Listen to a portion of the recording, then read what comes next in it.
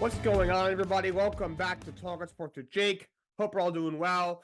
Let's get started. Actually, the Pro Bowl rosters were just named for the NFL, so let's get to that.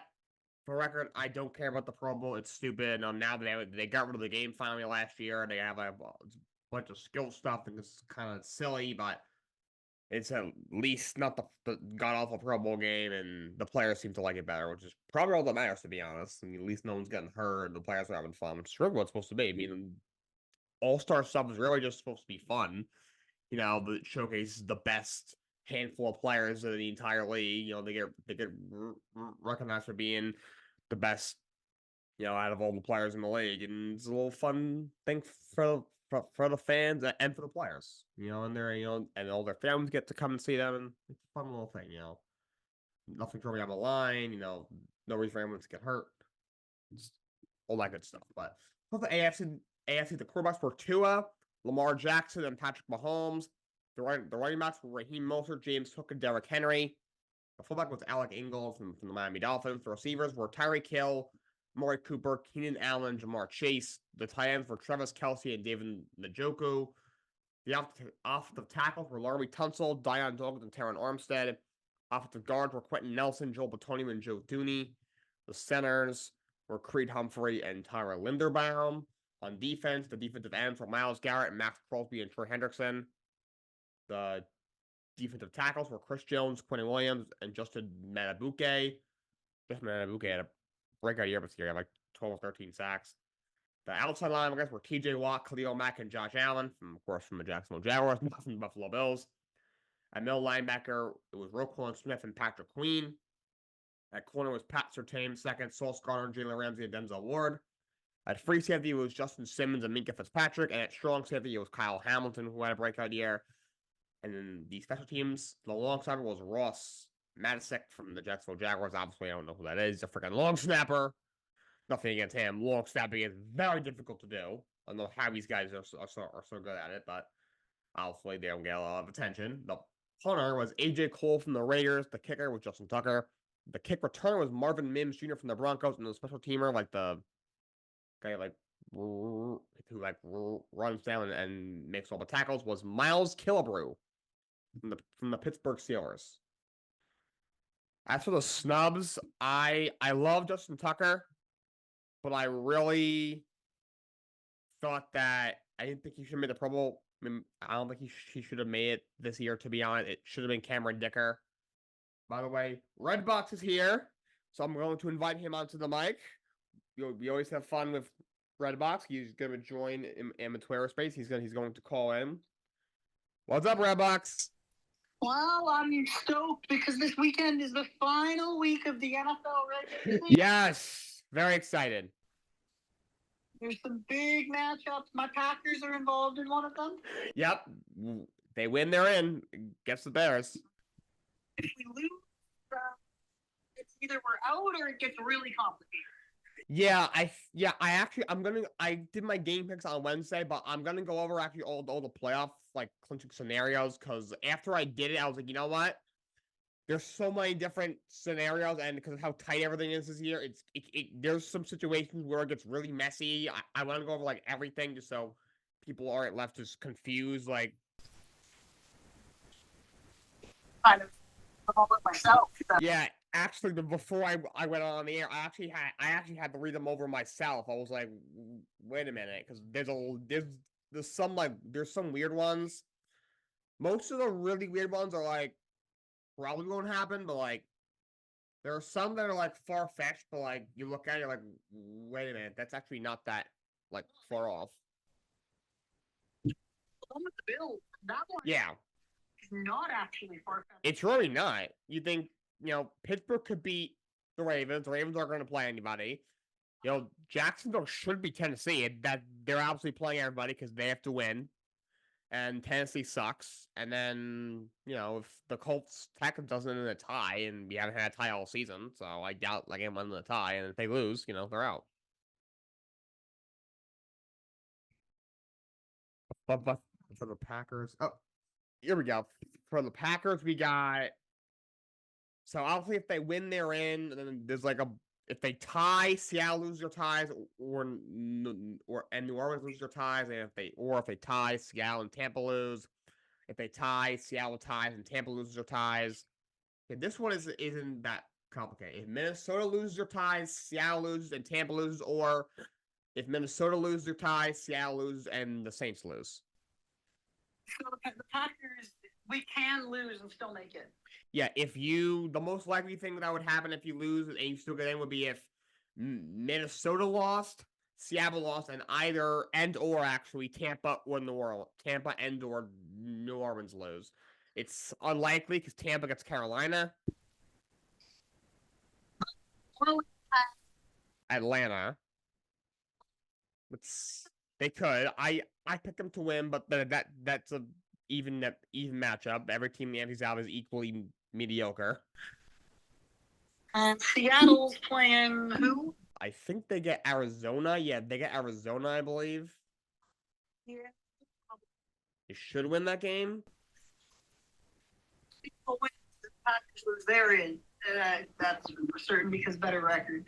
But we've got, the Bears. Yeah. I've got no points if we lose to the Bears.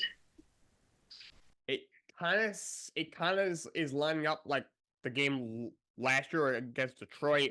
Detroit knew going in they were out. The Packers need to win, and they were in.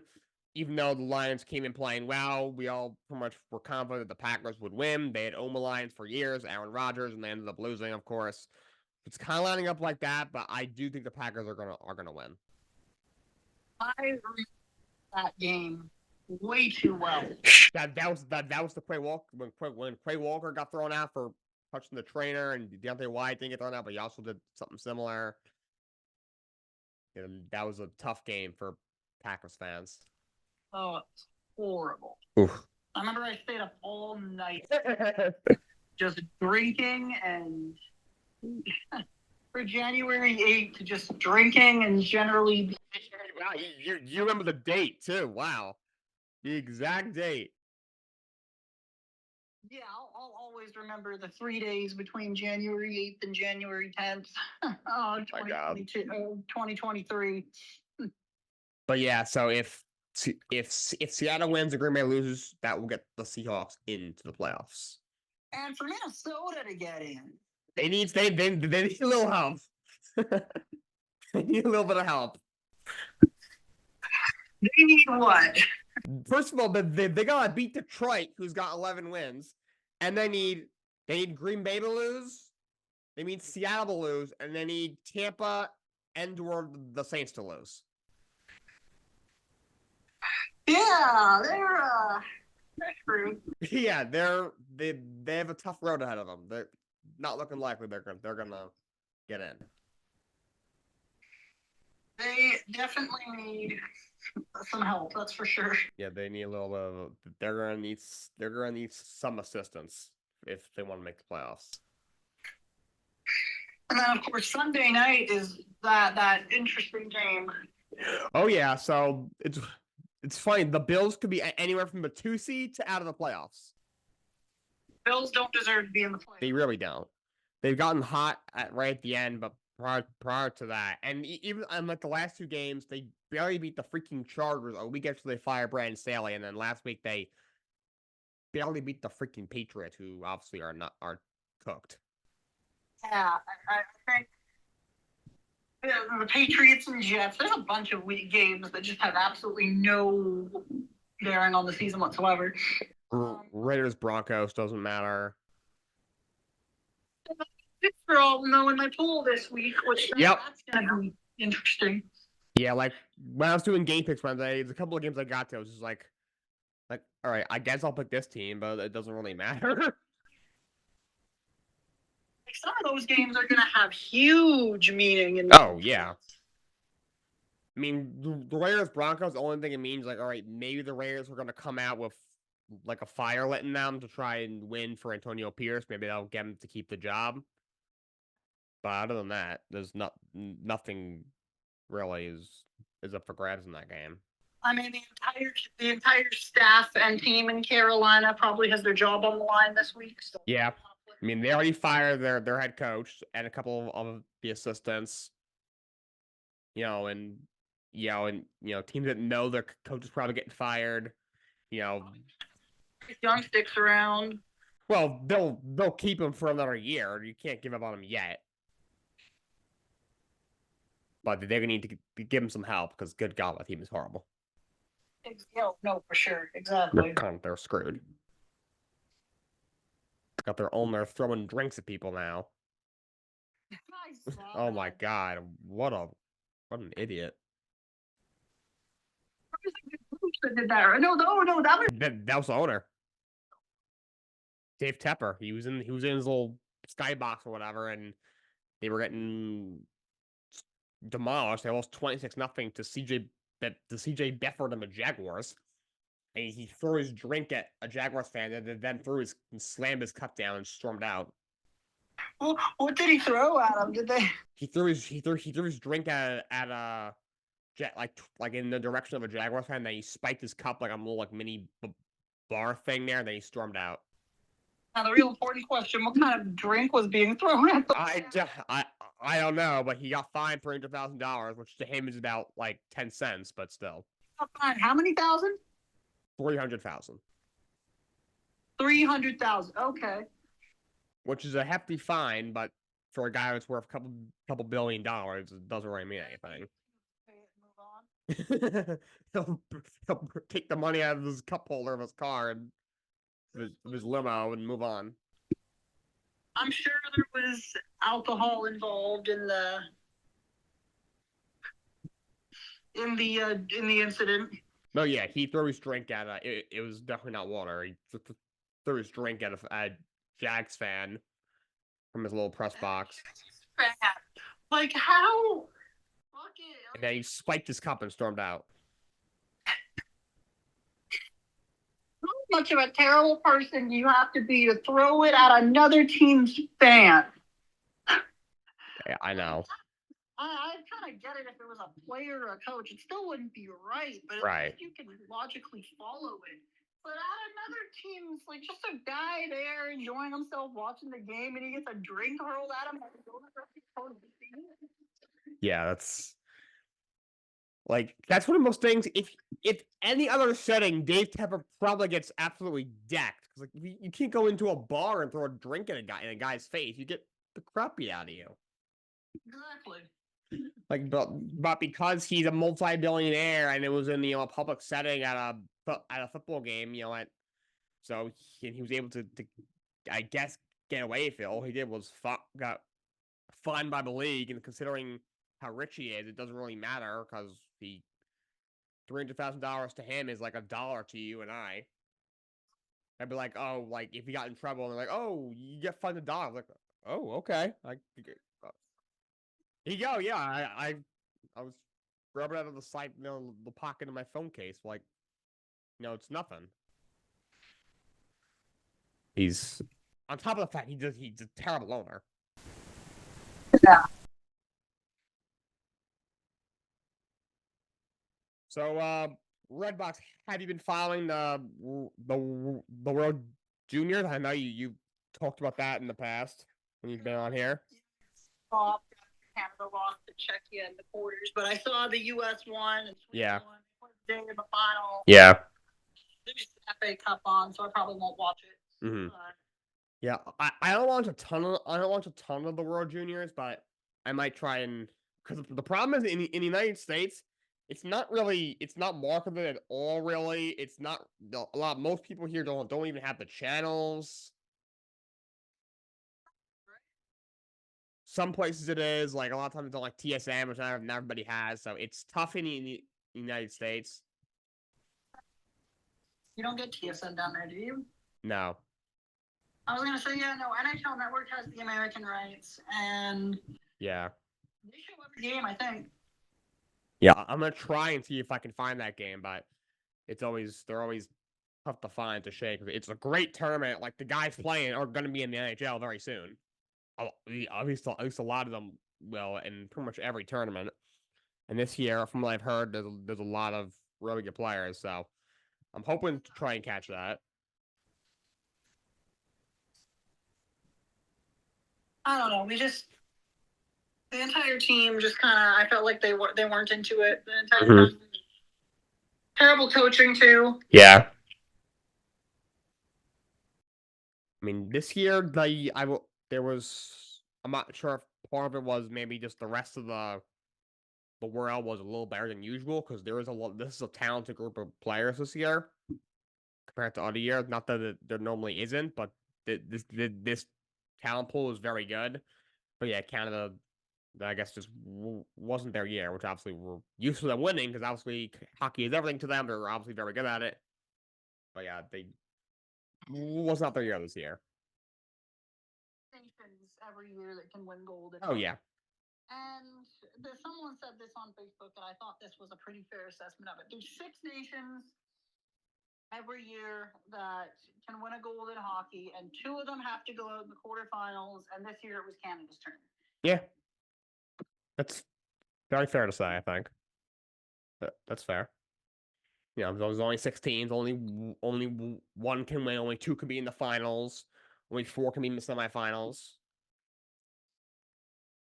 It's just what's gonna happen.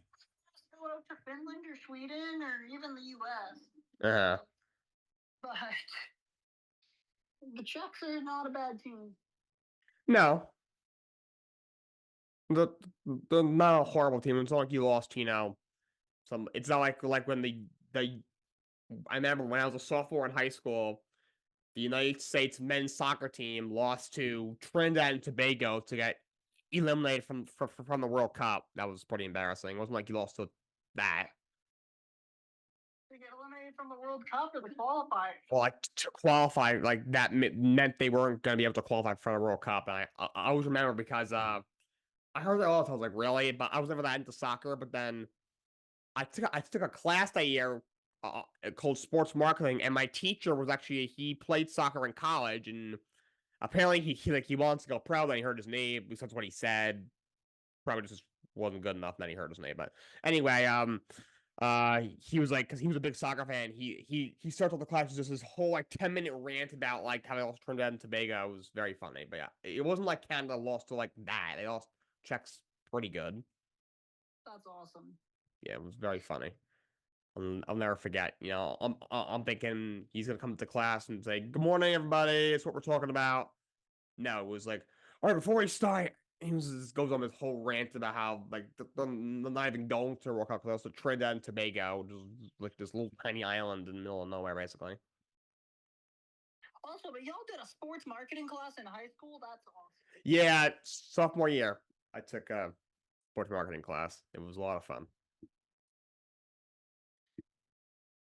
That's awesome. I mean, it sounds like you had an awesome teacher too. Yes, Mr. G was a young guy. It was weird because he was only like 25, 26 years old. Us students, it was pretty much mostly freshmen. It was a couple of sophomores, meaning a couple other kids were sophomores. We were like 14, 15. We were like, dude, you're barely older than us. What are you doing here? I know.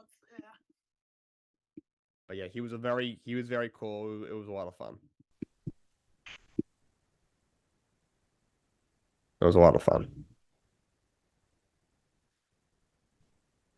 All right, Redbox, is there anything else that you want to talk about? Yeah, I saw this the other day. The NBA finally came down on a team for doing their load management. That's right. The Brooklyn Nets got fined for resting healthy players. I mean, this rule was so long overdue when it was implemented at the start of the season. Oh yeah. And you know what? You know who exploited it a few years back? The Raptors. Yes, with Kawhi, with Kawhi Leonard. What did he only play like 30? It was a very low amount of games. I don't think it was that low. I think it was like 65 or something. It was not like for a guy that like was one of the best players in the league. Normally they play a lot more games than what he played. I'll say that. They called it load management, but I don't know. To me, it's like because you can't rest healthy players. They'd already kind of put in the rule like you couldn't rest healthy players. But then, so like teams, I think that was like their way around it. They were calling it load management. So like, because they couldn't call it rest because otherwise they would get in trouble. But if they call it load management, then you can. It was like I really think that's what it was. It was a way around the rule, and then eventually the NBA was like, "No, guys, that's the same thing. You can't do that. It's just not allowed." I'm glad to see. I'm glad to see that they came down $100,000. I mean, it's nothing. But it goes 100,000, 200,000, 300,000. Then I think it jumps to $1 million and increases by another $1 million for each subsequent fine. Good, because I'm tired of all these guys sitting out because they're tired. Like, really? Come on. Which, speaking of NBA, you and I are matching up against each other this week, I think. Yes, Knicks Raptors. Well, yes, that not Knicks Raptors. The Raptors are out west.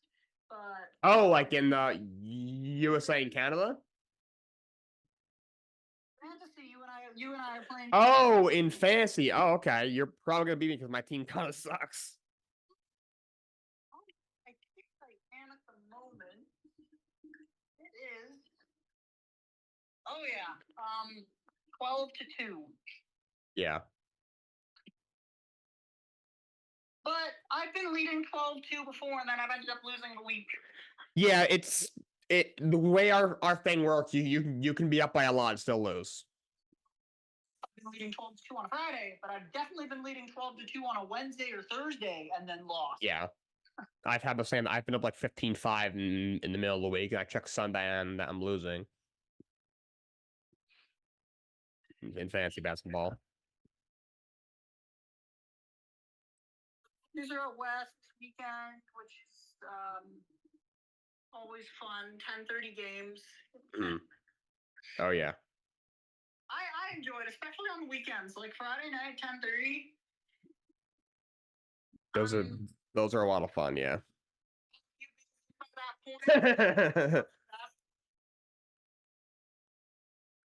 Yeah, the Knicks, they might play tonight because I don't think when they played the Bulls. I think that was 2 nights ago. Yeah, that was 2 nights ago. They played the Bulls and they won.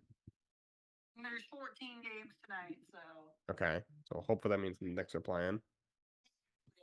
Playing yeah, everyone bought 2 teams basically.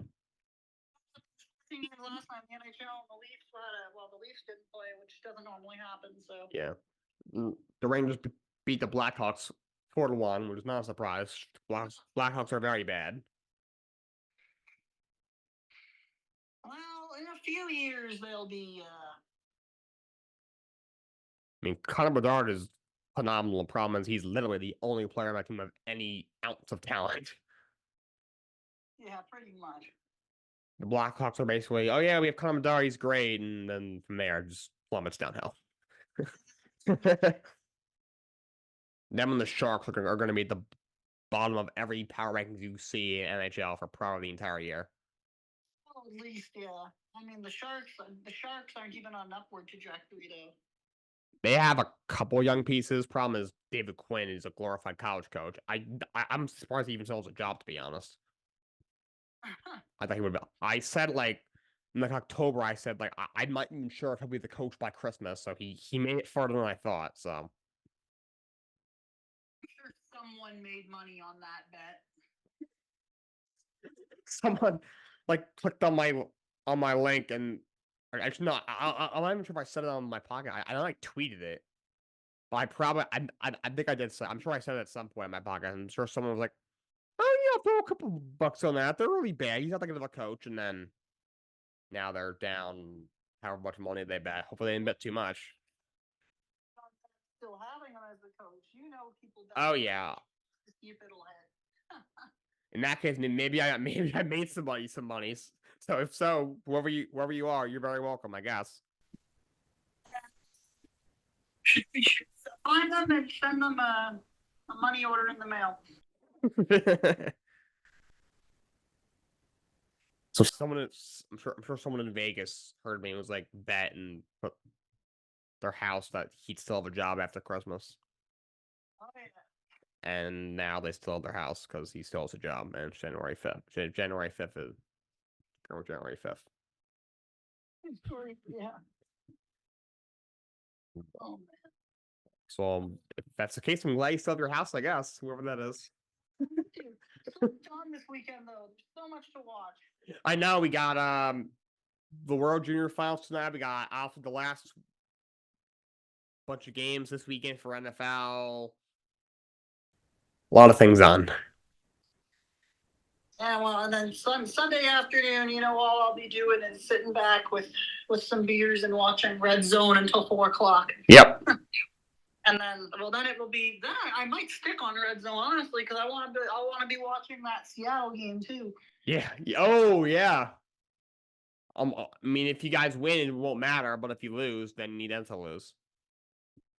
Yeah, and Tampa and New Orleans, as you said earlier. But That NFC South is so bad, it's almost impressive. if we don't beat the Bears, man, That would be painful. That would be painful. I mean, I like Fields. I think he's got a future. I think they should keep him. I was talking with a Bears fan last Sunday about this, and he thinks Fields is probably gonna be out. I wouldn't be surprised. The whole thing is like, they have the first pick, so if they can get a really good rookie quarterback who's will at least be really good within 2 or 3 years, and also he's gonna be really cheap on a rookie deal. You're gonna have to pay Justin Fields very soon. It might make more sense. Do you think he's gonna go Quinn Ewers? Because it's not. Well, no, he's not coming out, but means either Caleb or Drake May. It's who they would take. I would hope. I think the guy's gonna be a bust, but seems like teams are gonna pick him in the top 5. So the Bears, that's probably who they would pick if they don't keep us Justin Fields. I don't think they should by any means, but that's probably who they would pick. I couldn't see how his draft stock hasn't plummeted. It should have. I do think for the most part Drake May's ahead of him, but because of just the hype that he's gotten, it might be just enough like the Bears like, you know what, he might be worth the first pick. I don't think there's even that much of a game around him, I guess, but he didn't have a defense. USC went from being what were they at the start of the season in the rankings? They were high. They had to be like 6 or 7 or something. That's what I thought. And then they didn't even finish in the top 20. No. They won a meaningless bowl game that I actually picked them to lose. Yeah, the bowl game. I was talking about that the other day. Just these bowl games, it's getting ridiculous. Because I went hard against USC once they started tanking. I went hard against them in my pool, and I mostly was vindicated. I was gonna say, but that doesn't sound like that bad of an idea considering how their season went. Yeah.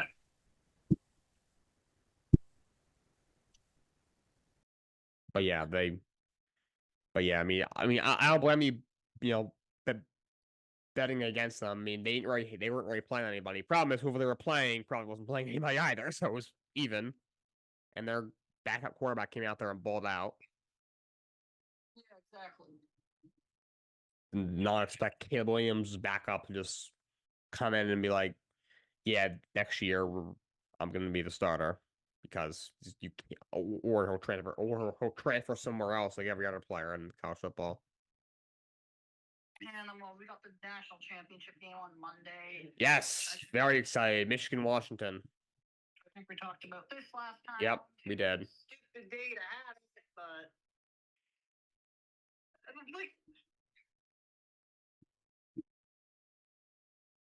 you know what I'd love? Friday night national championship. That would be awesome. That would be much more idea. I have no idea why they do it on a Monday. I never understood that. I would love it. Friday or Saturday night even. Move the two. Oh yeah. Games. Do a 1:00 and 4:30 NFL kickoff. Yep. And then have the national championship at 8 p.m. Exactly. On like ESPN or yeah. something. Yeah, I don't get why they put on the Monday. It makes zero sense to me. There's a million ways you can market that. I know. So many. Putting it on a night when half the people who would otherwise be watching are either going to be not paying attention or. Yeah, it makes no sense to put on a Monday. Like, people have school and work the next day. Like, come on. If you did it on a Sunday, they would as well, but still. Even a Sunday wouldn't make sense. You can't compete with the NFL. No. But yeah, like a Saturday. I don't know why they couldn't put it on. I mean, this week there's a game Saturday night, but like you could probably like find a way to like do some flexing. Mm-hmm. I'm sure if the NFL knew that that the national championship was going to be on Saturday, they wouldn't put a game on Saturday night. You got hockey in Canada, which I believe NHL Network actually carries down there. Mhm. And you've got the NBA game on ABC. Yeah. Are they even doing that with all this other shit on now? I'm not sure. If so, that's not gonna get a lot of viewership with everything else going on. And like those are the two major ones I can think of. And Yeah. one's only big in Canada. Exactly. Yeah. I mean, there were some people that watch it in America, but yeah, obviously it's gonna be dominating Canada. On something. Something stupid. Yeah. I don't know. Like the UFC comes back on the 13th. Right. I'll be watching that. I watch all those pay-per-views. I don't, because at the end of the day, I'm like paying for like 6 or 7 fights I don't care about. I just want the one fight. So I just don't. That's why you do what I do when you get IPTV, and then you just get them all. Oh, okay. So that might be the route I might start taking then, because $50 a year, super illegal but super convenient and super easy to use. I mean, I think every human being uses Stream East, and that's not legal by any means at all. One time in the past, before I found this other stuff without all the ads, I used that. Yeah, for sure. Yeah, and they'd have the random cat jam on the. They'd randomly interrupt things and they'd start playing Soviet national anthem. Oh my god. I don't know if you ever saw that, but. I know with Stream East, it sucks, but it's better than not being able to watch. It actually got better. It's gotten a little better, yeah. It's like a minute or so behind, and like sometimes it's finicky, but overall, it's at least like in the past I like would try to watch it, like it wouldn't even like load, but that has stopped. It's gotten a little bit better. It's at least like it's reliable. You can watch like comfortably, just because they got people paying them money now. Yeah. It's like people pay to use it, and it's like I think it's pretty cheap. I don't. I think it's like I don't pay to use them. It's free. I definitely don't either. With more channels, maybe I'll check out NHL Network today and see if they have the World Juniors on there. But yeah, well, I don't have too much else on the agenda. All right, then I'm actually gonna just go over all the playoff punching. Yeah, I'm sticking around for that scenarios. So we'd love for you to stick around. So let's go. So as you guys all know, I did my game picks Wednesday, but there's just so many scenarios. It gets very confusing when the standings were as tight as they are. So I'm gonna go over all of them with all you guys, so everyone's clear on how each team can get in or somehow miss the playoffs, things like that. So we'll start with the Bills Dolphins game. So with Miami, it's pretty simple. If they win the AFC East. They will be the 2 seed in the AFC. If they lose, they will be the second wild card in the AFC. Simple as that. The Bills are a little more complicated. If they win, they win the AFC East, and they have a 2 seed. Yes, that mediocre Bills team that you thought was done a few weeks ago would be the 2 seed in the AFC if they win this game, and I think they will. But if they lose, they could still get in, but if they would need the Steelers to lose, Jacksonville to lose, and Houston and Indy to be a tie. That's what they would need. Yeah, so like if they lose and Pittsburgh wins, they play Baltimore, but Baltimore is not playing their starters. Or at least they're not playing Lamar Jackson. They're playing starting Tyler Huntley. I doubt anyone else is going to play because they already punched the 1 seed. The Jacksonville will lose in a game that is winning in for them against the freaking Tennessee Titans. And Houston and Indianapolis just needs to not end in a tie. There just needs to be a winner. Or if they somehow tie the Dolphins, the Bills will also make the playoffs as a wild card. But that being said, so if they win, they're in. If they lose, they're more than likely going to be out because Jacksonville, I think, is definitely going to win. Houston, Indy, like Canada ends in a tie. In Pittsburgh, they've been playing well. If the Ravens don't come with like their second string player, Pittsburgh might win that game. They might win that game. So let's go over the AFC South now, which is still up for grabs. You have 3, 9, and 7 teams. The Texans and Colts are playing. This one's pretty simple. If the Texans win and the Jaguars lose, the Texans win the division. But if Jacksonville wins, Houston wins also, Houston would not win the division, but they would be a wildcard team. Also, if Houston ties and Jacksonville and Pittsburgh loses or ties, they also make the playoffs. So if that somehow happens, they will be in the playoffs. Similar with Indianapolis, if they win and Jacksonville loses, they win the division. Or if they tie and Jacksonville loses, they also win the division. But if Jacksonville wins the division. But if Indy wins, no matter what, they are in the playoffs. Or if they tie and the Steelers lose or tie. Jacksonville, if they win the AFC South. Or if they tie and Indy Houston ends up in a tie, that would be really funny, but definitely doesn't happen. Jacksonville wins the division that way as well. Jacksonville could actually still make the playoffs as a wild card if they tie and Pittsburgh loses or ties, they would be a wild card. Or this one's a hoot. If Jacksonville loses, but Pittsburgh loses, Denver loses, and Houston Indy is now a tie, Jacksonville would make the playoffs as a wild card. Houston Indy is not a tie? That's correct. If Pittsburgh and Denver lose, or Denver loses or ties, and Houston Indy is not a tie, if there is a winner, Jacksonville makes the playoffs as a wild card. Still doesn't make the playoffs, I'd be very disappointed. Someone would have to lose their job because that would be ridiculous. So the Steelers, after everything that they've been through, they're still alive, and their path to the playoffs isn't that far-fetched. They can make, if they win and Buffalo loses, they are in. Or if they win and Jacksonville loses or ties, they're in.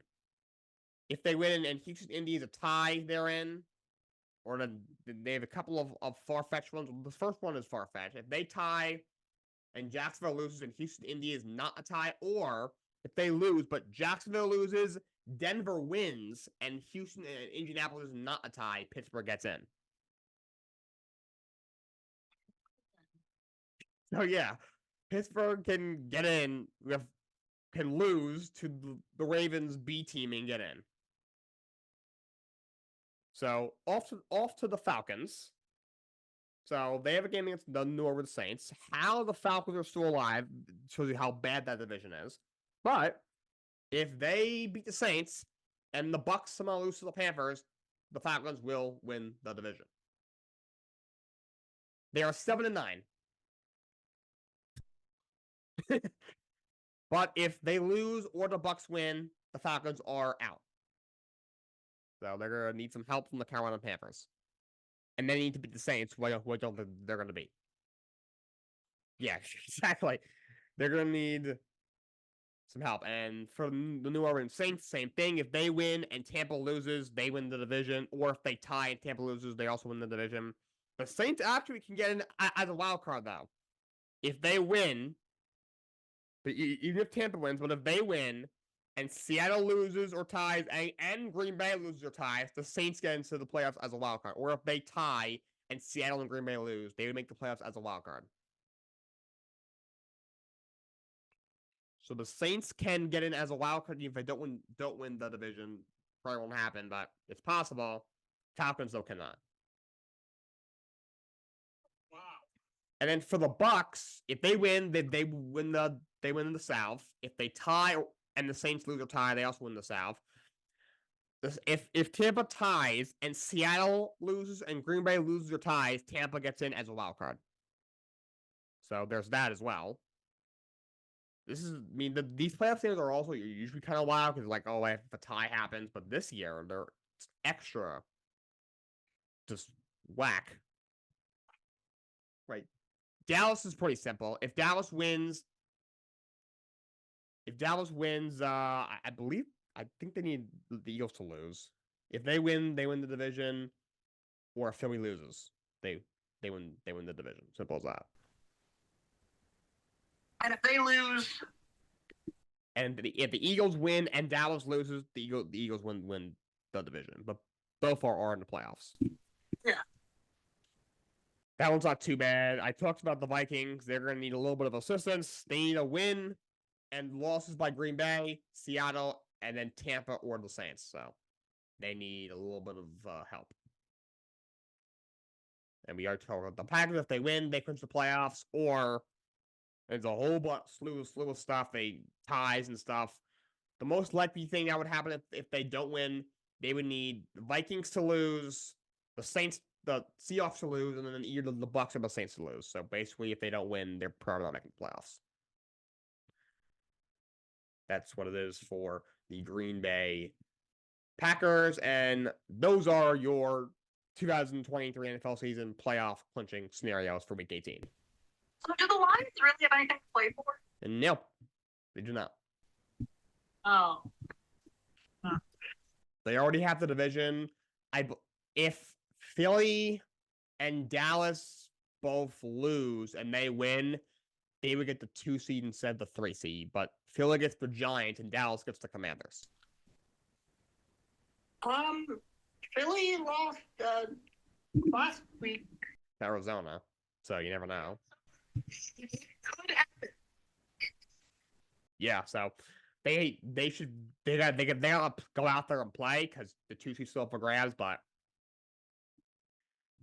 they already have the division, and that's as far as things could change for them, which is still important. It's basically an extra home game, which is huge. I think Detroit will have to play at least a bunch of their starters. Yeah, they're gonna have to play their guys. They can't rest. Vikings aren't that good, but they're the Vikings at the end of the day are going to come out knowing, look, they're probably not going to make the playoffs, but at the very least, if they want to have a shot, they got to win this game. I don't know who the Vikings are going to play at QB. They are going to start Nick Mullins. Mullins, okay. Probably the best shot they have. Yeah. It's not a lot of options. It's him, Jaron Hall. I don't know who thought Jaron Hall would be anything besides an abject disaster, and I think Josh Dobbs is still there. I don't know. I'm not sure if they cut him or not. Dobbs, he was good for a week or two. Yeah, he had a little Cinderella run, and he threw 4 interceptions against the Bears, and the Vikings were like, all right, maybe he's not that good after all. Yeah. But yeah, so those are your playoff clinching scenarios for Week 18. Enjoy. No, but if you get confused, just Google it like I did. That's literally what I did. So all right. So with this Sunday, of course, we have all the games, and then the day after all the games is known as Black Monday. That is when a lot of head coaches get fired. So with that happening, a couple of weeks ago, I talked about guys who I think are going to get fired, or at least should, and probably will. We'll see what happens. I'm going to go over some assistant coaches or at least guys, maybe former head coaches that I think will be candidates to be head coaches for next season. I'm going to start off with Ben Johnson, who was the offensive coordinator of the Detroit Lions. It's been pretty well documented. He's done a great job as the offensive coordinator for the Detroit Lions. Incredibly smart offensive mind. Now, he was a hot candidate last year, decided to come back to the Lions. Apparently, he wants $15 million a year to be a head coach. I think someone might pay it. I've heard him connected to a couple of jobs. I know he's been connected in Carolina. He's been connected to the Chargers job. We'll see what happens. But to me, he's probably the top candidate available. Basically, the whole league is going to want him. So he's definitely out there. Also, Jim Harbaugh was, of course, the head coach of Michigan. He is playing on Monday in the national championship against Washington. Look, he's done this before. 2 years ago, it looked like he was going back to the NFL. He interviewed for the head coach job with the Vikings. We all thought they were going to make him an offer. It didn't work out, and he goes back to Michigan. Last year, it looked like for sure he was going to the NFL. You know, it looked like the Denver Broncos were all over him. It didn't work out. He goes back to Michigan. Oh, yeah, and this year it appears like he's going to jump after the whole Stallions thing and just, the money get in the NFL. But, and the Chargers have been, it's been pretty clear he's been connected to the Chargers job really even before Brandon Staley got fired. But there's nothing imminent. Whenever he's been asked about it, he's dodged the question, basically. Basically said, oh yeah, I'm focused on Michigan, which I don't blame him. But definitely he's not trying to answer the question right now. So, you know, the same thing might happen. I heard maybe the Raiders could be interested in him. That's probably who they would go if they don't keep Antonio Pierce. I've heard Carolina. I'm not sure why he'd want that job, but I've heard maybe Carolina. I don't see a scenario where he's there. I just don't think at that point, you might as well just go back to college and coach Michigan. Carolina might be as good as Michigan, to be honest. So, if he wants to coach in the NFL, he will he'll get a job, no problem. But yeah, it seems like it needs to be the right job for him. He's probably thinking, got a nice thing going in Michigan. He seems to like it there. It's a perfect scenario. He might, he doesn't have a reason to leave, but the Chargers job, that might be a really good spot. So we'll see what happens. So those are the two pretty obvious ones. It's some not so obvious ones. I'm going to go with Mike McDonald, the defensive coordinator with the Ravens. I'm not a fan of these defensive minded head coaches. They're all very conservative. They more often than not don't work out. But of all the defensive coordinators that are going to get some interviews this year, he's probably the best one. And he's been with the Ravens over 2 stints for a while. He was there 6 years as an assistant. Then he actually went to Michigan for a year. Was the defensive coordinator over there. Or I think he was the linebackers coach, or I think the defensive coordinator. He did a very good job. And then the Ravens parted ways with Don Martindale 2 years ago. They brought him back 2 years ago. He's done a really good job with that defense. John Harbaugh is a defensive guy, so that certainly helps. And that helps him and might hurt his case to be a head coach. So, is he actually calling the play? Is it really his defense? Overall, he's done a really good job. That Ravens defense is absolutely phenomenal. A couple of guys who came out of nowhere and had breakout seasons. Just a Matabuke, Kel Hamilton, even Patrick Queen had a great year. He was named to the Pro Bowl. So I think he'll be a top candidate for sure. Another guy I had is a young guy, Bobby Slowick. He is the offensive coordinator for the Houston Texans. He's done a really good job here. He's still really young. He was in San Francisco before Houston. He was an assistant coach on Shanahan's staff. And DeMeco Ryans took him with him to be his offensive coordinator in Houston. He's overall done a really good job. He's had a really young offense this year that has been able to put up a lot of points. Obviously, C.J. Stroud's probably going to be offensive rookie of the year. You have all these young guys. Tank Dell, though he's hurt, but when he was healthy, obviously had a great year. Nico Collins, all these guys. Very young offense that he had a lot of success with. Definitely a very bright offensive mind. And I think he would make a very good head coach. I expect him to get some interviews. Another guy, I'm not sure how willing he's going to be to coach, but if Jim Caldwell wants a job, he should get it. I think if Jim Caldwell wants a job, he should get it. He was briefly in Indianapolis for a couple of years. He was a little more known for being in Detroit. He was there for 4 years. He was above 500. The Lions to the playoffs twice in 4 years, which to me should just put in the Hall of Fame. You take the Lions to the playoffs multiple times. That franchise is just awful. I don't know why he got fired. I never understood it. Made no sense. And they fired him and brought in freaking Matt Patricia. That was one of the worst things I've ever seen. He's been kind of off the radar. I know he's done some interviews, did some interviews last year, didn't quite get a job, but if he wants a head coach job, I think he deserves one because he's a solid head coach. Exactly. Another guy I'm looking at is Aaron Glenn, the defensive coordinator with the Lions. I've always liked him.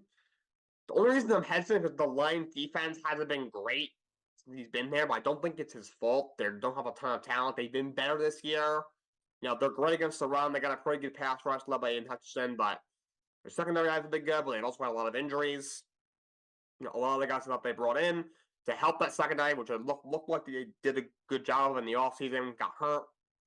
So they kind of reverted back to something that they were last year, which was not good. But overall, I think he's a bright mind, a very smart guy. There was a poll that just came out. They polled like 1,700 different players on who the best coordinators are, and he topped the list for defensive coordinators. So that'll also help his case. It seems like players like playing for him. You know, he's a bright mind, at least on the defensive side of the ball. So he'll definitely get some interviews, and he probably deserves a shot. Oh, another guy might be the Rams defensive coordinator, Raheem Morris, a guy who might catch you by surprise, but he did some interviews last year. Didn't quite get a job. He was the interim coach in Atlanta after they fired Dan Quinn a couple of years ago, and actually did a pretty good job considering what he was working with. He might start off like really bad that year, and you know they just fired Dan Quinn. They had to wash Matt Ryan, but he did a pretty good job. He's done a good job with the Rams defense. Rams defense this year has not been anything special, but outside of Aaron Donald, there isn't a ton of talent on that defense. So I think he might deserve, you know, he may have been a head coach in the past a while back and wasn't great. Might deserve another shot because as the interim coach in Atlanta a couple years ago, he did a pretty good job. So we'll see what happens. And the last name I'm going to give you is Dan Quinn. I was always a little hesitant with Dan Quinn. I didn't love what he did in Atlanta.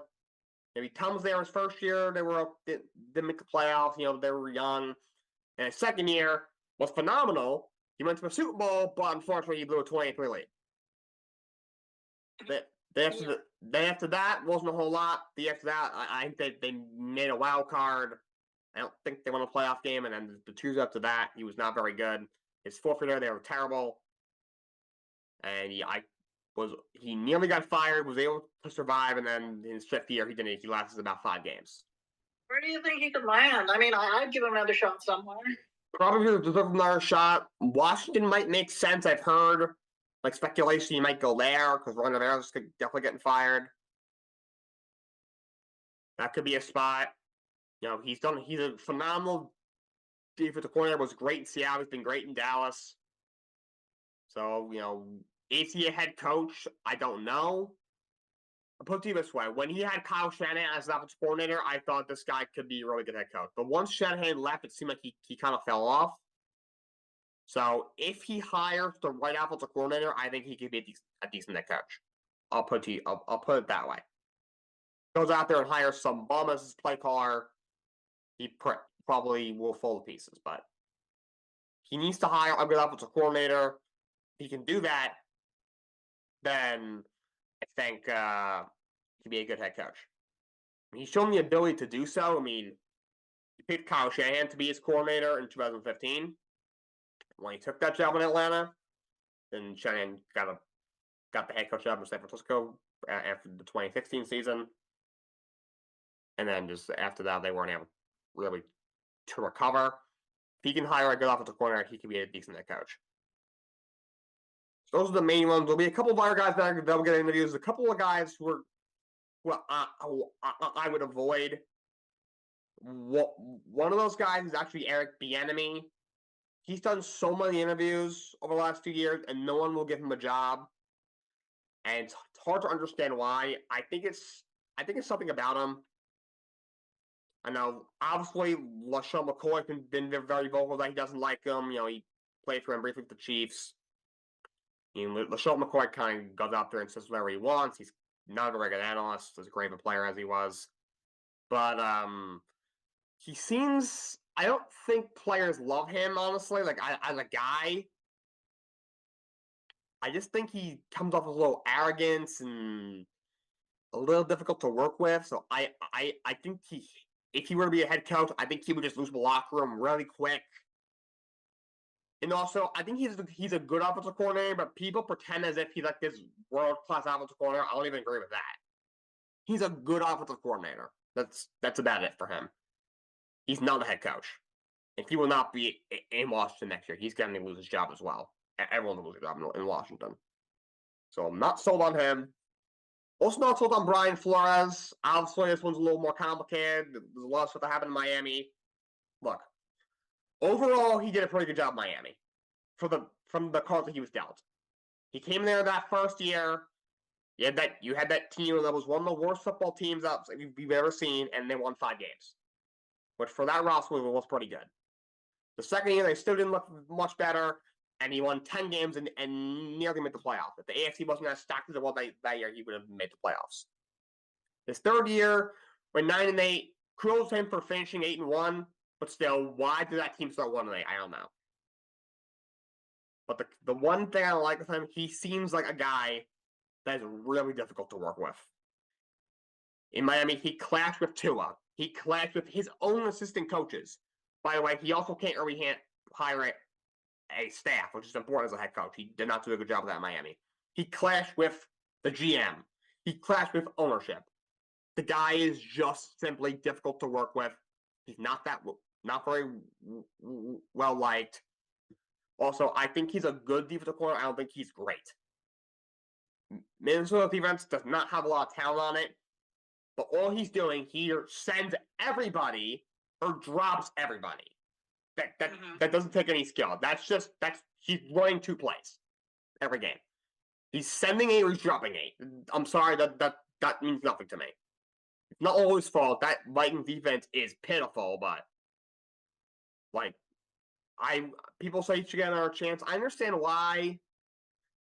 You could say oh, maybe he should have gotten a second chance after everything that happened in Miami.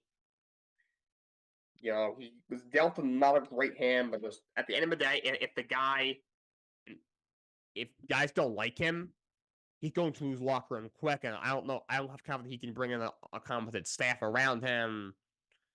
And most Dolphins fans I talk to say, look, the guy was a great defensive mind, but when it comes to offenses, he knew not a damn thing. Just not that good of a coach. That's Dolphins fans saying this. And also, when he got fired, it was a big surprise. You heard a lot of players from the Dolphins defense and ex-players and ex-Patriots defensive players that play for him in New England kind of come out and support him and be like, well, that's a shock. He's a good coach. There was not a single offensive player that knew him that said anything. You heard nothing from Tua. You heard nothing from any Dolphins offensive player. You didn't hear a damn thing from any ex-Patriots player that was on offense. Not even Tom Brady said anything. You didn't hear anything from Julian Edelman. Nothing. The most you heard from Bill Belichick was that text conversation that was leaked. Of oh wait, that he thought that he got hired by John. He's like, oh wait, they're naming Brian Flores. Never mind. My bad. So, the guy isn't that well liked. I don't think he can be a head coach. Another guy who people have said should be head coach, done some interviews, I'm not sold on, is Lou Anarumo. He's the defensive corner of the Cincinnati Bengals. He's done an overall good job there as the D coordinator, but Bengals defense has never really been great. They've had some good defenses the last couple of years, but he just, to me, he's a solid defensive coordinator. He just doesn't scream head coach material to me, for whatever reason. Not sold. And then another guy who probably is actually going to be a really hot candidate is Frank Smith, the offensive coordinator of the Dolphins. I've heard lots about him. Yeah, in that same poll I mentioned with Aaron Glenn, Aaron Glenn was named the player's favorite defensive coordinator. Frank Smith was actually in these players' favorite offensive coordinator. So players seem to like him. That Miami offense has had a lot of success, but just look at the player he's working with. You could throw any average Joe into that offense, especially saying next to Mike McDaniel, who's a very good creative offensive mind. Say what you want about him. Yeah, he has his warts, and I'm not sold on him, but he is a creative offensive mind that he's standing right next to. I'm not sold that if you throw him in as a head coach with a much less talented group of players, he'll have the same success. I'm not sold on Frank Smith, at least not yet. So I would avoid him as well. So those are your head coach candidates for this upcoming cycle. We'll see what happens on Monday. See who loses their job and who survives. A few pieces of news before we get to the NHL All-Star teams that were just named. The Ravens signed Dalvin Cook. The Jets let him go. The Ravens picked him up for depth. Ravens have had a lot of injuries at the running back position this year. They lost J.K. Dobbins, their starter, in week 1. They lost their number 2 back, Keaton Mitchell, a bunch of weeks ago, who was playing really well. So the only backs that really have, they have Justice Hill, and then and obviously Gus Edwards is their starter, and their number 2 back is Justice Hill. They have Melvin Gordon, who hasn't been good in several years. Now they bring in Dalvin Cook, who also isn't that good anymore. He's only got 6-7 carries this year for a reason with the Jets, because he's just not that good anymore. But for depth, might not be the worst thing. It's 2-3 years ago. He was a total beast. Oh, yeah. He was a great player. How old is Dalvin Cook now? He's got to be close to 30. He's still got some years left in him, potentially, if they can develop him right. I don't think he's a washed up yet. He's older for a running back, I guess. His rookie year was 2017, so this is his 7th season in the league, I guess. But he's 28. He's 28. Yeah, so he's still got years ahead of him. I'm not ready to give up on him yet.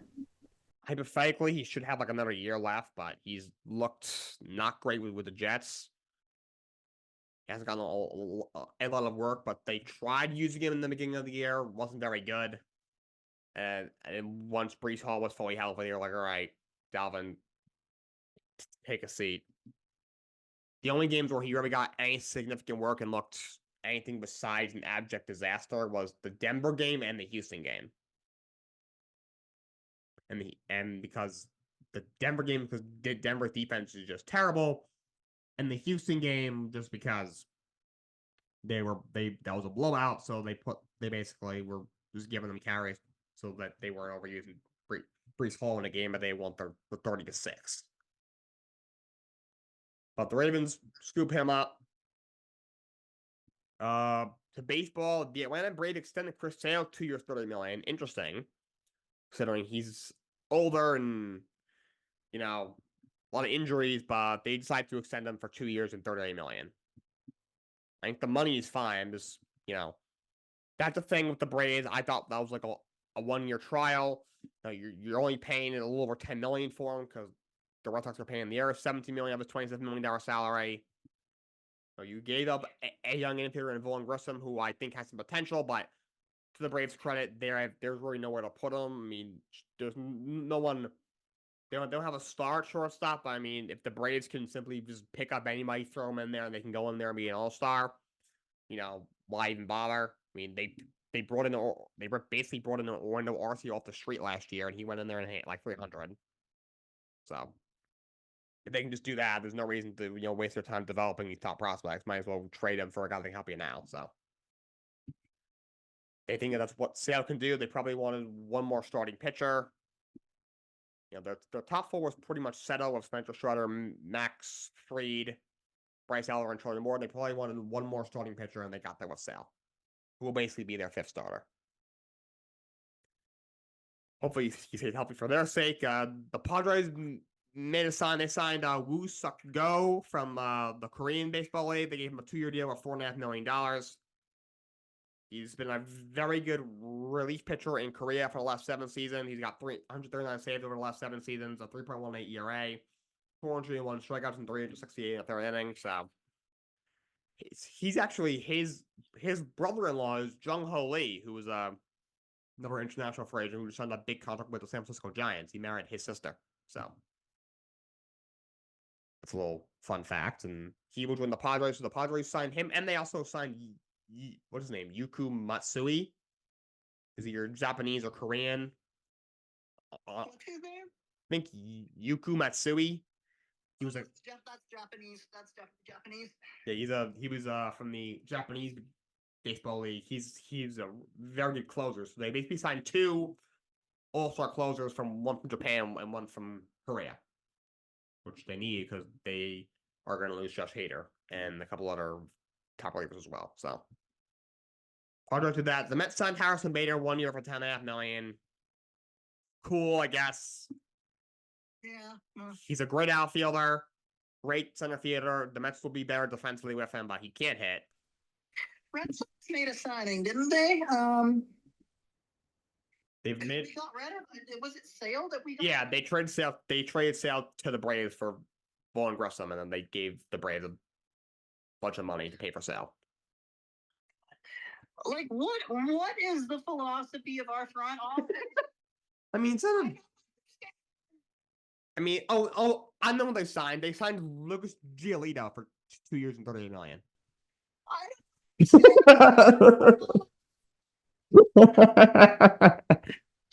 can't take this.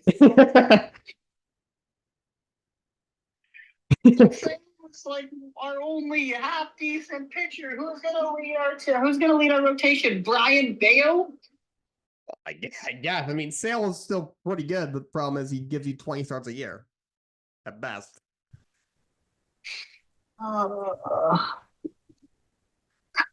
But yeah, that's what those are what Boston did. Redbox is not a fan, as you heard.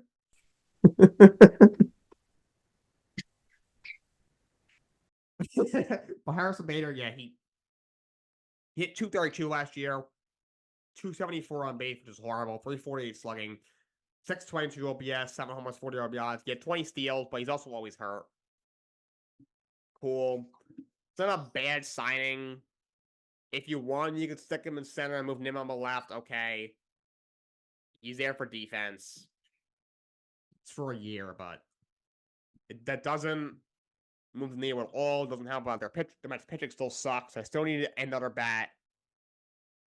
Either maybe another outfielder, because you could hypothetically have Harrison Bader come off the bench as your 4th outfielder, or they could probably use a DH unless you want to have Mark Daniels be your everyday DH, or put him at 3rd and have Brett Baty be your DH. But they probably need another bat. They've been connected to JD Martinez. They've been connected to Justin Turner. Hoping that they sign one of those guys, and then they can focus on pitching. At this point, the Mets, they're not going to be this star-studded team at this point. Just go out and sign a solid DH like JD Martinez and Justin Turner. Sign another really good starter. Sign a couple solid relievers, and just at that point, just see what happens. That's your best shot. And then you'll have a ton of money to spend to 25. You'll have all your top prospects will be up by then. At that point, just try that. See what happens. So that's the MLB Free Agency. That's what we had over the last couple of days. It's been very boring so far. Hopefully it picks up to a lot of big names on the board. Let's talk some hockey. The NHL All-Star teams were named the other day.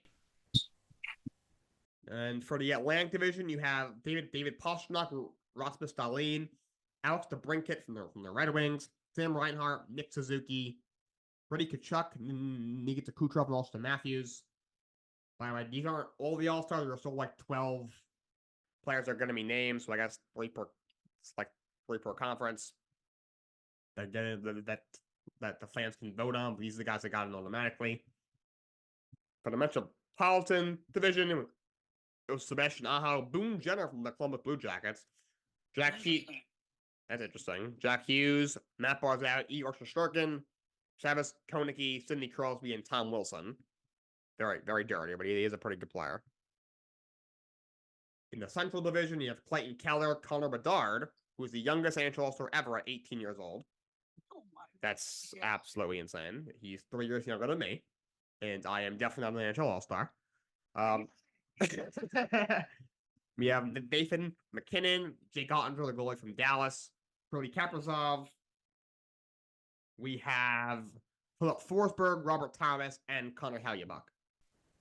Yes. Yeah. Oh no, I have no issues with anyone so far selected. Maybe except for the guy from the Blue Jackets. But we're doing Boone Jenner. I had to look up this stat. Yeah, that will call me off guard. I will say. All right, so we got in the Pacific, we got Frank Vatrano from Anaheim. That's an interesting one. You have Elias Lindholm, Connor McDavid.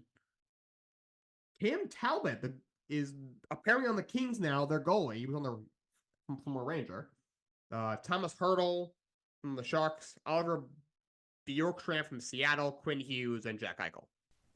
You're not a fan of Talbot getting the nod? That's fine. I just did not expect to see Cam Talbot's name anywhere near an All-Star because he has been just as not that good since he left the Rangers, and that was probably like 7, 8, 9 years ago. He's been okay this year, actually. He's weird. He's like, for the most part, he's been horrible, but he's had like years. He'll like randomly have a good year. I'm like, dude, I was like, dude, you were bad like not that long ago. How you good? And then the next year he goes back to being bad. So I guess enjoy while it lasts, Kings. Because he was in Edmonton. He had like one great year out of that was horrible. I think he was in Philly briefly. Now he's in the Kings. He's definitely been around. And then there's a fan vote, you said, 3 for each division? I mean, it's 12 players. I'm just assuming it's gonna 4 division. That'll be my guess. I'm hoping Artemi Panarin gets in for the Rangers. Why do you think the fan vote? I'd like to participate in that. I'm not sure. I mean, we're like 35, 37-ish games in, so we're almost the halfway point. So it's probably gonna be pretty soon. I probably won't watch the All-Star game because with the All-Star game, I don't know if you know the format now. It's weird. It's kind of weird. It's one of those things like if I have nothing else going on, I'll watch it. It's kind of entertaining, but I don't really care. I know, yeah. It's like at times I just have better things to do. I don't know. I don't know. For people who don't know, they match up. It's a bracket. They have 2 semis. Yeah. I think the Eastern ones play the Western teams. I think, or the Eastern teams play each other. Western teams play each other. And then the winners meet in the final. I think it's 3-on-3. Mm-hmm. 5-minute periods, I believe. Yeah. Did I get any of that wrong? That sounds right to me. I think you hit the nail on the head there. That sounds right to me. Three part I'm pretty certain about. I'm just not sure how long the periods are that they play. By the way, the games it's like 11 to 8. It's like they're like 11 to 8. There's no defense. Yeah, there's no goaltending whatsoever. The goaltending, there's like minimal goaltending. There is 0 defense. They're like just like gliding down the ice. Like oh yeah, there's like 5 3-on-0s a period because the defensive players just don't care. I mean, they all get paid $1 million, whatever. Yeah, they're like okay. I noticed like the finals. There's a little more defense. It'll be like 6-3.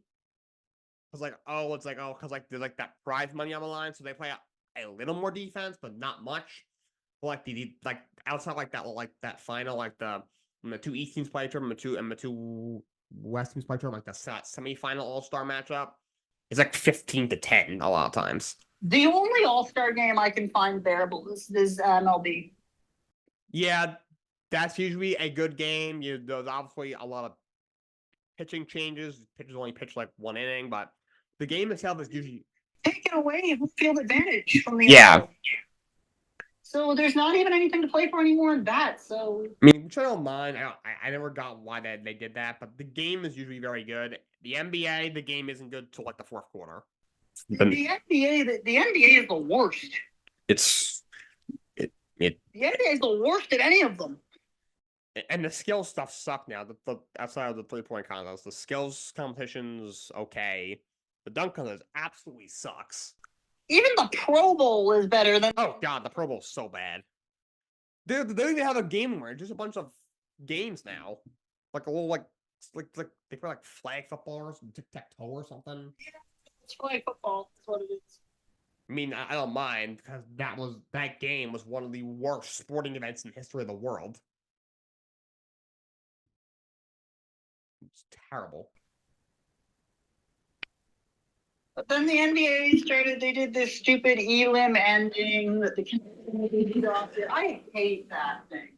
The first year, it was entertaining. You had guys who were actually playing hard, and it was actually like they were actually like there was fouls called. It was entertaining. Now it's just like okay, cool. It ends on a game winner, but the game itself wasn't that exciting.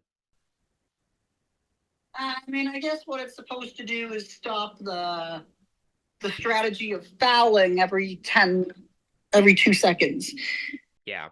I hate it. It's not how basketball is supposed to be played. No, it's not. It's too much of a departure from the traditional game. I don't like it. It's dumb. The first year, it was really entertaining. It was really good. The last couple of years, it's just been so stupid. The first 3 quarters, the game was just awful. And the fourth quarter was like, oh wait, yeah, we need to score 30 points to win. Let's actually try playing now. It's like, yeah. I think I said this earlier. Up here, we have a league up here. It's our top league in Canada now, the Canadian Elite Basketball League that plays with the rule full time. Really? And interesting. I can't watch it. I refuse. That is interesting. Wow, the actual regular season, like that's the rule. Yes. Wow, that is interesting. I refuse to watch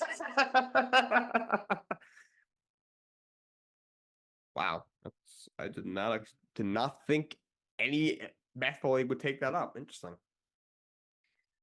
We were kind of the pioneers of it, and now the All-Star team get All-Star game. You got it from us, I believe. Wow.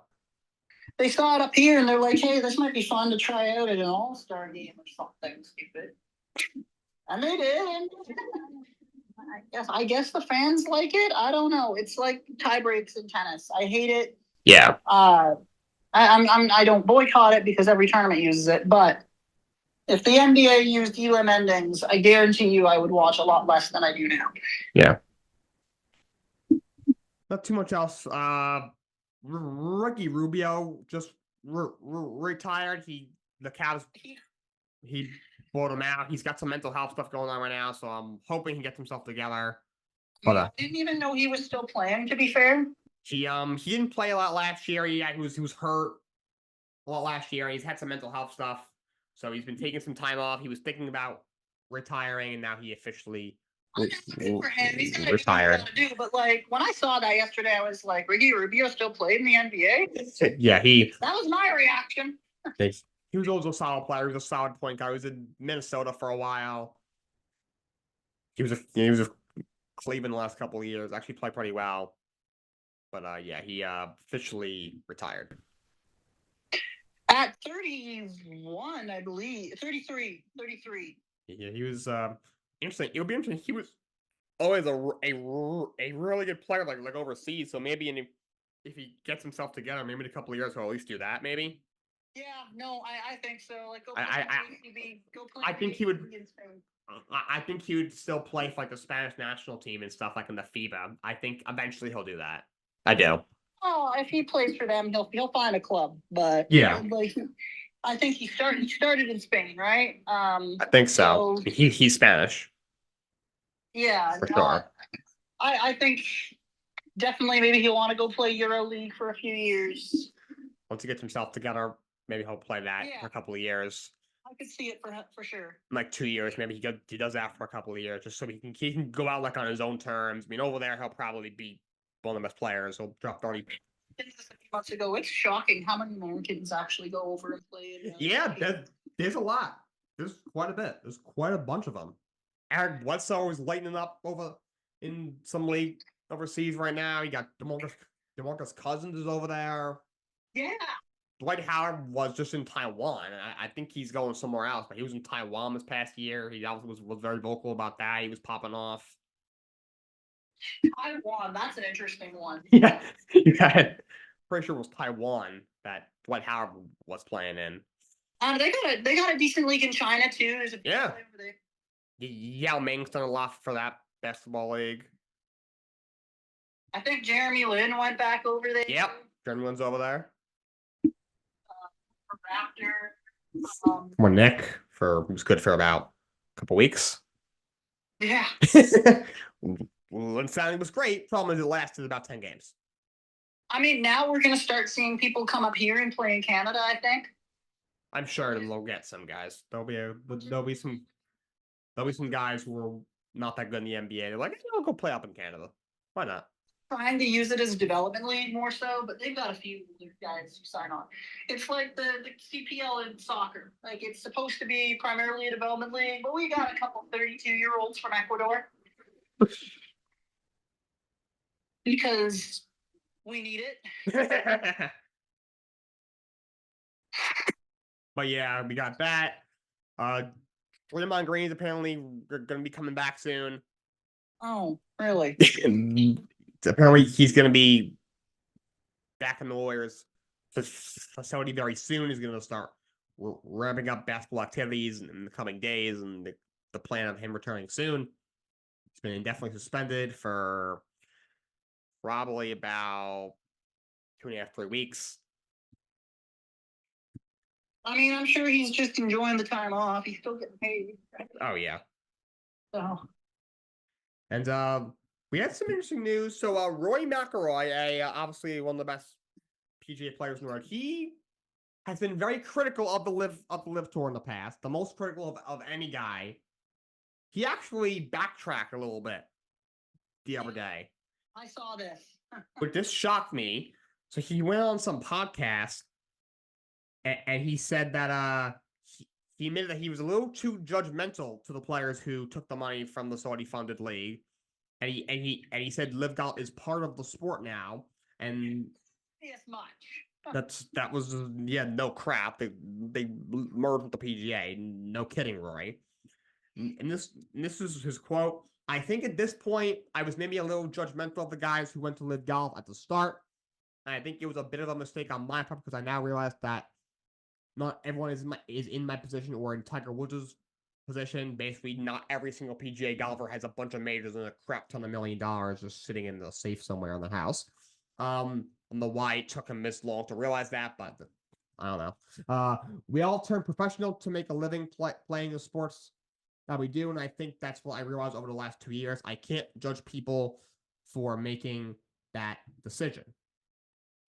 So here's my thing. I had a lot of problems with Live when it started for obvious reasons. I still do think that there's problems with it, but it's here to stay. Yeah. And now we've got John Rahm over there. Yep. Cameron Smith. There's Phil. There's lots of good players. Dustin Johnson, Brooks Koepka. Brooks, yes. A lot of guys over there. There's tons of good I mean, you can't keep holding this over people's heads. You can't keep banning them from competitions. At this point, these people are not coming back, and the PGA is just alienating them further by these continued sanctions. And then when you have people like Rory who are coming out here and just being extra super judgmental, a lot of these players, yes, they have the money already, but a lot of them don't. A lot of them are younger. I mean, Brooks Koepka's brother, I'm not really sure why they signed Brooks Koepka's brother. He's absolutely terrible. I didn't even know that. Wow, that's funny. Chase Koepka sucks. But you know what? He's probably set for life now. Thanks. Yeah. And I mean, again, I have lots of issues with the people behind it, but it's not going anywhere. We have to accept that, and we gotta stop trying to push people away. The OWGR not recognizing them, because the OWGR is supposed to be a ranking that recognizes the best golfers in the world, and now the best golfers in the world, because of the OWGR, are getting excluded from big events where they should objectively be playing. The Ryder Cup, the majors. These people aren't going to have exemptions forever if they don't keep winning them. So we've got to create a path for these people to still be able to participate, because at some point the PGA loses its legitimacy as the premier golf tour if it hasn't already. Yeah, then, when a while back, Rory McIlroy said, if Live Golf was the last place to play golf on Earth, I would retire. That's how I feel about it. I'd play the majors. I'd be pretty comfortable. Well, Rory McIlroy, you already have 5 majors and a ton of money. Of course, you would be comfortable. I'd be comfortable too if I was in your position. Yeah. And this is something else he said. I don't begrudge anyone for going and taking the money and doing something different, but don't try to burn the place down on your way out.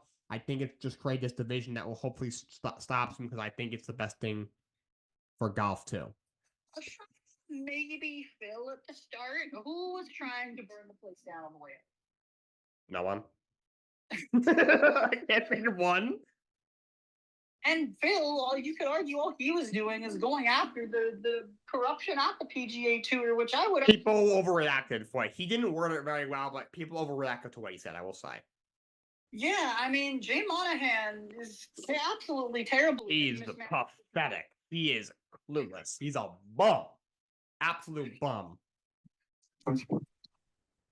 I seriously, I don't understand. Like, people got so up in arms, like the whole Golf Channel staff, the entire golf media apparatus came down on him.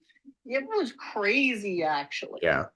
And then this is what Phil Mickelson said about Roy. He said this quote and the many hours made today by Roy probably weren't easy to say. Let's not use this as an opportunity to pile on. Rather, it's time for me and others to let go of our hostilities and work towards a positive future. And then he said, Rahm signing is turning into a bridge to bring both sides together, as evidenced by the many comments today and a month ago about changing the rules for the Ryder Cup so John and others can play. So let's use it as such. Until an agreement is reached, it will be business as usual for both sides, but hopefully without the needless disdain. Yeah, and Rahm too. That I knew that would force them to. Because Rahm is the best player in the world. Yes. I would say right now. We're probably gonna get. They're officially going to agree soon, because I think once they saw that, they were like, okay, Liv is here to stay. It's not going anywhere. And PJ's have to be like, either they're gonna eventually sign all of our players, or we're gonna have to merge. They have 2 choices to make. Yeah, well, they're going to. I don't know if they're gonna merge or if they're gonna kind of. They'll at least they'll come to some sort of peace. Become like what the DP World Tour and the PGA are now, where they kind of have events that go across from each other, but they're integrated. I think it's going to be an arrangement sort of like that. I don't think they're ever going to become one tour. I think Liv's format is very interesting. I think a lot of people... I'm not a big fan of the team golf aspect, but a lot of people are.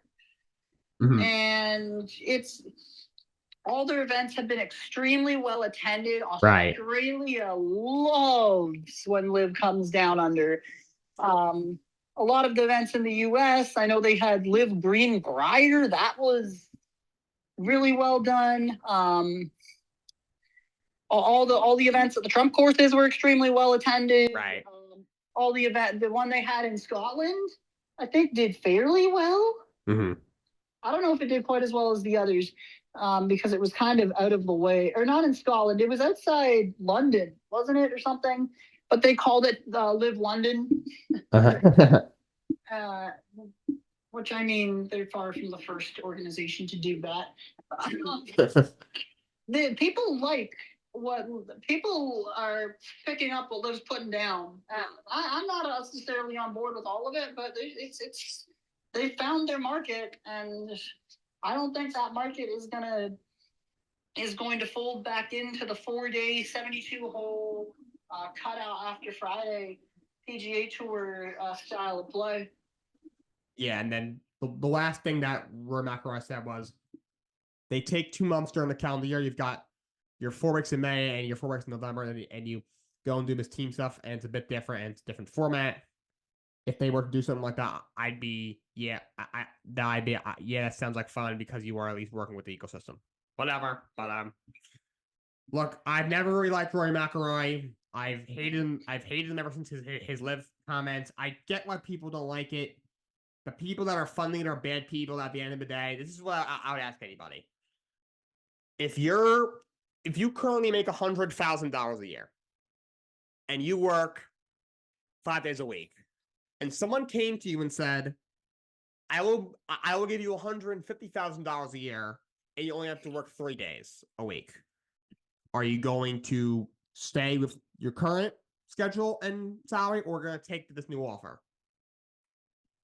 The overwhelming majority of people, they might say they will, but you know what? If they were presented with that choice, the overwhelming majority, I'd say upwards of 80-90%, would take that offer. I hope so. I would take it. There'd be a few who would stick to their principles and say no, but a lot wouldn't. Exactly. But yeah, so Roy, those are his comments. Only other things I have to talk about is the defensive tackle from Texas, Byron Murphy II, had a big year this year for Texas. Just declared for the draft. He's projected to, I think, to be a second-round pick. You have Kansas State University quarterback Will Harrod transfer to Ohio State. I don't see a lot in him. He completed 61% of his passes for a little over 2,600 yards, 24 touchdowns against 10 picks, 351 yards and 9 touchdowns. He's probably a little better than Kyle McCord, but 10 picks. Oof. Not sure how much better. It's not terrible. It's average. Yeah. And then he'll get drafted somewhere in the NFL. Yeah, and then the Orlando Magic are going to retire Shaquille O'Neal's number. Shaq will become the second player ever besides Wilt Chamberlain to have his number retired by 3 different teams. Oh my god! And I mean, I guess, yeah. I mean, are we gonna? Eventually, there's gonna be so many retired numbers that. I know. Every year, someone retires a new number. Yep. But yeah, and then for you wrestling fans, the Rock is back, and we'll see if where this goes. Of course, he said he wanted to sit at the head of the table, so we'll see if this leads to a match against Roman Reigns. Okay. I will not be watching. I'll take my mixed martial arts over whatever that is anyway. All right, but Redbox, that's all I have today. So thank you for coming on. Yeah, I'm glad I stayed the entire show today. It was fun. This was a lot of fun. We'd love to do this again. I'll be back at school next week. I'm gonna try. If you're doing the 11 a.m. Friday shows again, I'm all right. I'm in. If it's Friday mornings are good for me. So sounds good. So long. All right, Redbox. Thanks for tuning in. For the rest of you, hope you have a great weekend. Until next time, so long and have a great day.